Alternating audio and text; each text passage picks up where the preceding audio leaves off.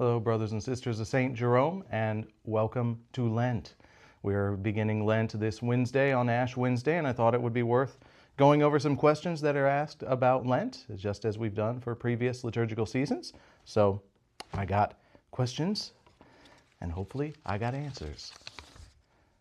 This is pretty good. So why is prayer, fasting, and almsgiving the focus of Lent?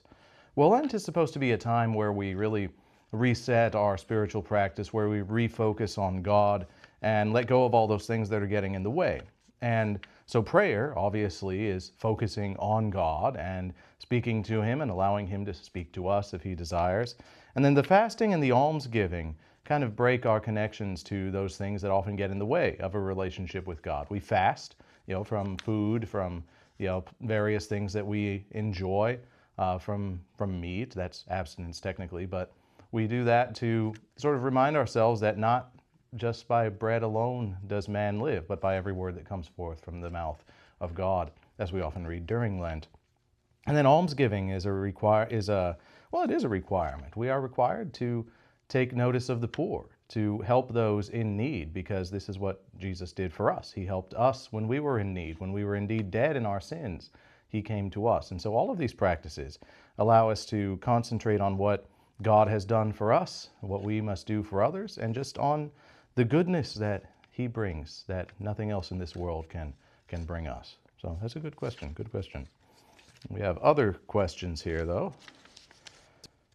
What should I do if I mess up my Lenten sacrifice? Well, so there's a couple ways that we can approach this question. One is from the angle of the various voluntary practices that we adopt. Some people give up sweets or internet or things like that, for Lent as an added sacrifice. So what should I do if I mess up? Well, start again, basically.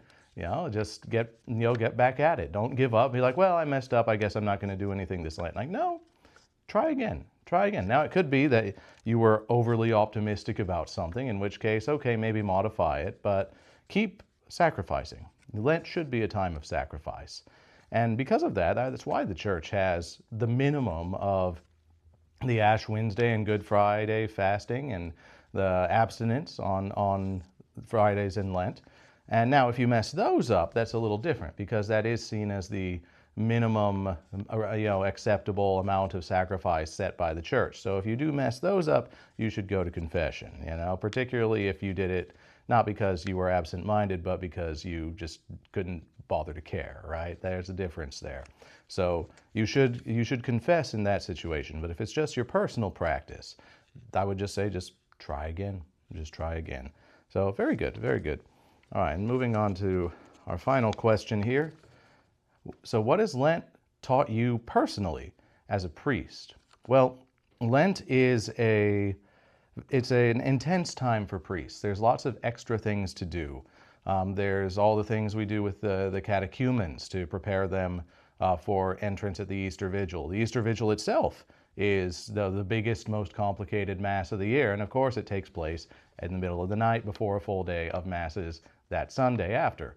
The rites of the scrutinies for the catechumens during Mass tend to mean that instead of preparing for one Sunday Mass and one set of readings, we're preparing for two.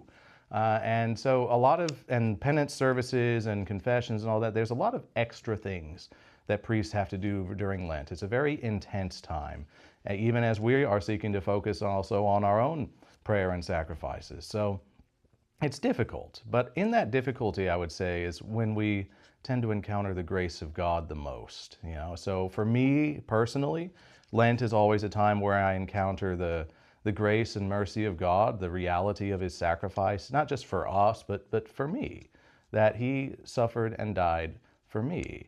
And, that's always a good reminder. It keeps me on the straight and narrow. Like, you did all this for me, Lord, I can do all this extra stuff for your people, And so I find Lent to be an intense time, but a beautiful time, and I hope you do too.